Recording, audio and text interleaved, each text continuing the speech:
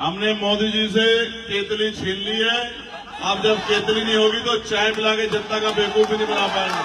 अमीर आलम साहब पूर्व एमपी, उनके बेटे नवाजिश आलम जी और कम से कम कई हजार लोगों ने आज अन्य अन्य पार्टियां छोड़ के आजाद समाज पार्टी में आस्था, विश्वास और उम्मीद जताया है।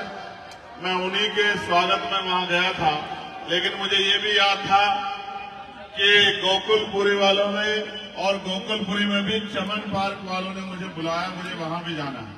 तो मैं आपका बहुत बहुत धन्यवाद करता हूं। इस मंच पर उपस्थित हमारे सभी नेतागण और बहुत सारे तो बिजनौर जिले के नेतागण जो हमारे पिछले 4-5 दिन से यहाँ मेहनत कर रहे हैं, मैं उनका भी बहुत बहुत धन्यवाद करता हूं। मैं आपसे ज्यादा लंबी चौड़ी तकरीर नहीं करना चाहता। ये आपके बीच के हैं, आपके लिए मेहनत कर रहे हैं और ये रिजर्व सीट है। आपको यहाँ अपने लिए एक बेहतर उम्मीदवार चुनना है जो आपकी आवाज को उठा सके। एमएलए तो आपने पहले भी बनाए हैं, कई पार्टियों के बनाए हैं, लेकिन शायद आपने उस एमएलए को कभी विधानसभा में आपके हकों के लिए बोलते नहीं देखा होगा। और जिसको आप वोट देते हो उसके ऊपर ये जिम्मेदारी देते हो कि वो आपके हकों के लिए बोले, आवाज उठाए और आपकी समस्या का हल करे। ये एरिया देख के ऐसा नहीं लगता कि ये वही दिल्ली है जिस दिल्ली में चारों तरफ हर चौक पे एक फोर्स का जवान या पुलिस का सिपाही खड़ा होके दिल्ली की रक्षा कर रहा है। साफ सुथरी दिल्ली, पीने के लिए बढ़िया पानी, अच्छी हवा, नाली की व्यवस्था शानदार। ऐसा लगता है दिल्ली में नहीं विदेश में, लेकिन वो अमीरों की दिल्ली है। ये मेरे और आपके जैसे गरीबों की दिल्ली है, जिसको देख के ऐसा लगता है कि हम बिजनौर नगीना के किसी कोने में खड़े हैं। प्यारे साथियों, मैं आपसे कहना चाहता हूं कि आपको अपनी लड़ाई को लड़ने के लिए एक मजबूत कंधे की जरूरत है, मेरे जैसे कंधे की, जो मिट तो सकता है लेकिन झुक नहीं सकता, जो कितना भी जालिम क्यों ना हो सामने, उसके सामने रुक नहीं सकता, झुक नहीं सकता, थक नहीं सकता, और जब तक लड़ाई को अंजाम तक ना पहुंचा दे तब तक चैन से सो नहीं सकता। ऐसे सिपाही की आपको जरूरत है। मैं आपको विश्वास से कहता हूं कि अरविंद कुमार जी के पीछे मैं, हमारी पार्टी, हमारे संगठन का एक एक आदमी खड़ा है।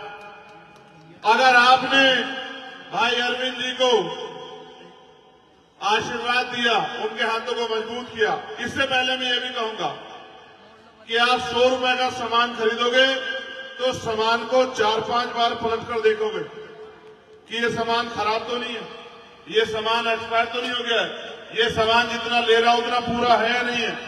लेकिन जब आप 5 साल का मुस्तकबिल तय करने वाली वोट डालने जाते हो तो एक बार नहीं सोचते जिसको वोट दे रहे हो कल इसको कहीं ढूंढ लोगे नहीं ढूंढ लोगे, ये आपकी कहीं मदद कर देगा नहीं कर देगा, आपकी आवाज उठा देगा नहीं उठा देगा, आपके लिए लड़ लेगा नहीं लड़ लेगा, आपकी परेशानी में कभी आपके साथ खड़ा होकर आपको अपने भाई, अपने दोस्त होने का एहसास दिला देगा नहीं दिला देगा।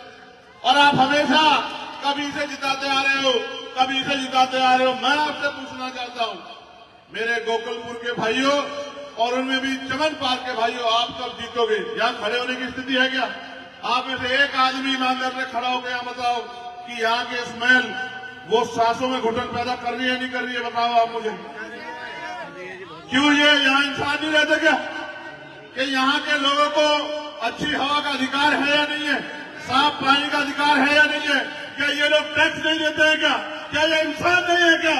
क्या इनको जानवर समझ के कुचलने का इंतजाम सरकार करेगी?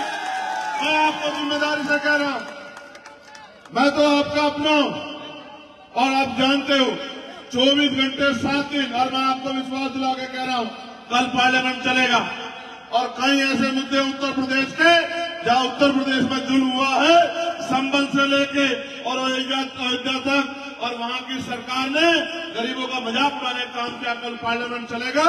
मैं आपको आज कह के जा रहा हूं, सुबह से लेके और जब तक हाउस चलेगा आपको यही सुनाई देगा कि सरकार से सवाल पूछे जा रहे हैं और सरकार को जवाब देना पड़ रहा है।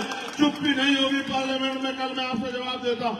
आपने मुझे वोट दिए, मैं जानता था जो जिनकी वोट वहां नहीं है वो यहाँ प्रार्थना दुआ कर रहे थे, फोन करके कह रहे थे नगीना में, नेटौर में, नूरपुर में, धामपुर में, किरतपुर में, नजीबाबाद में, शेरकोट में खड़े होकर यहाँ से फोन करके कह रहे थे कि चंद्रशेखर हमारा भाई है, उसको वोट देना। मैं इस कर्ज को उतारूंगा। मगर मैं आपसे कहना चाहता हूं, जो बात मैं कह रहा था, आप वोट देते और भूल जाते हो। ये वोट हमारा हथियार, इसके अलावा क्या हथियार है हमारे पास? ये वोट हमारा हथियार। इस हथियार का प्रयोग अगर जज्बाती होके किसी की बातों में आके या किसी को हराने के लिए कर दोगे तो फिर आपकी तरक्की किसी भी कीमत पे सुनिश्चित नहीं हो सकती। जब तक आपका एमएलए विधानसभा में जाके आपकी सड़कों के लिए, बिजली के लिए, पानी के लिए, स्कूल के लिए, कॉलेज के लिए, यूनिवर्सिटी के लिए, अस्पताल के लिए, गंदगी के लिए, निकासी की परेशानी के लिए, रोजगार के लिए नहीं बोलेगा, सरकार आपको नहीं सुनेगी। और मैं आपको कहना चाहता हूं, आने वाला समय और खतरनाक है।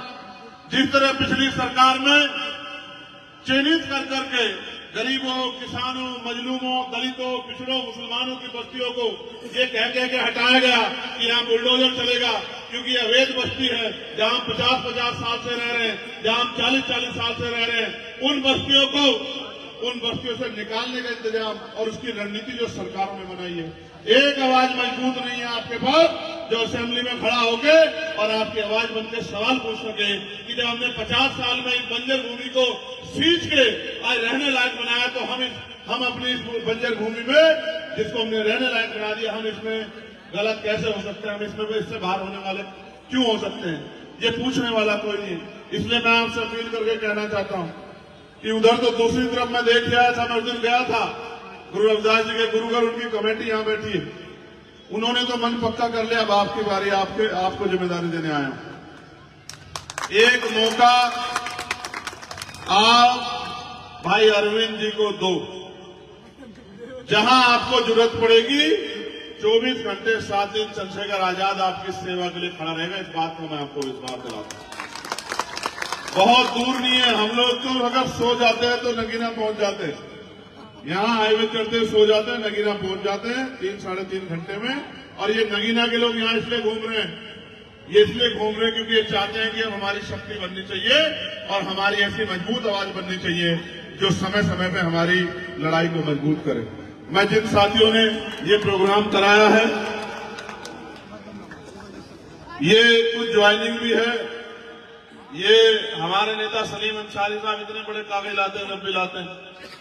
असलम अंसारी साहब, दिलशाद अंसारी साहब, सरताज अंसारी साहब, असलम अंसारी जी दूसरे, तनवीर अंसारी, इंसार अंसारी, अरशद अंसारी, इमरान मुल्ला जी, इमरान अंसारी जी, जाहिद अंसारी, तारिक अंसारी, नदीम अंसारी, अयूब अंसारी, सारे यहीं आगे क्या, सानिम अंसारी, रिजवान अली, साहिद अंसारी, शोएब अंसारी, अनीस अंसारी, मोहम्मद अली अंसारी, मोहम्मद मुनसार, सलीम शेख, गुफरान अंसारी, इरफान अंसारी, रियासत भाई अंसारी,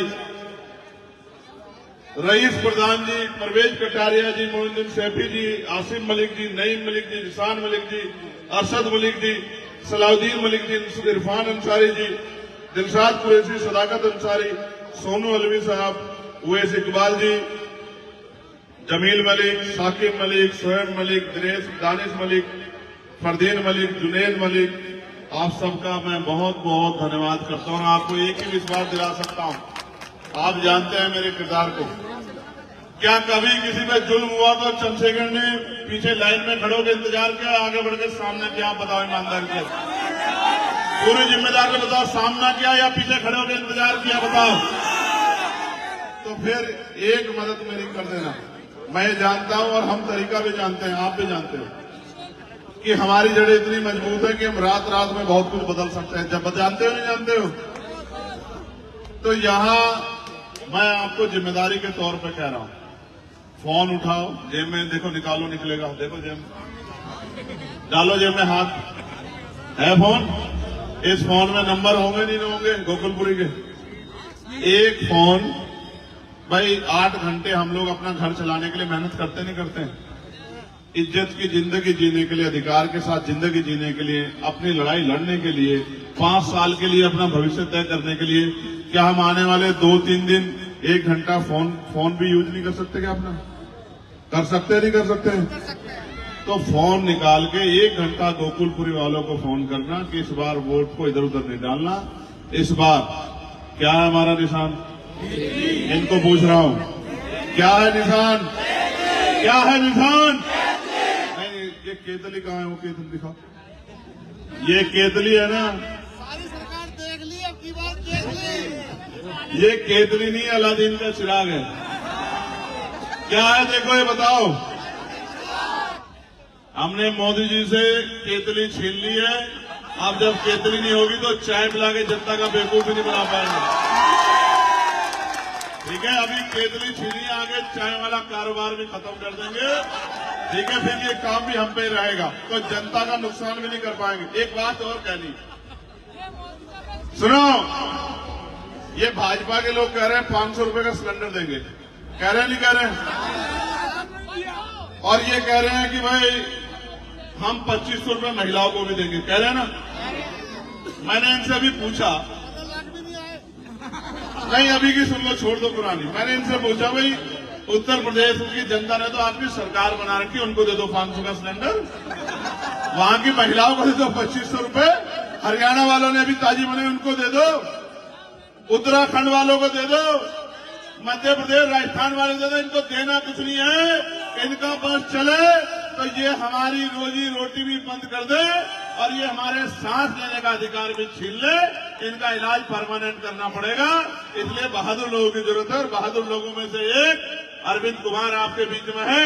दोनों हाथ उठा के भाई अरविंद को आशीर्वाद देके ये विश्वास दिला दो कि इस बार आप अपनी वोट से ताकत बनाएंगे और अपने भाई चंद्रशेखर आजाद को लड़ाई लड़ने की हिम्मत दोगे नहीं दोगे? बताओ।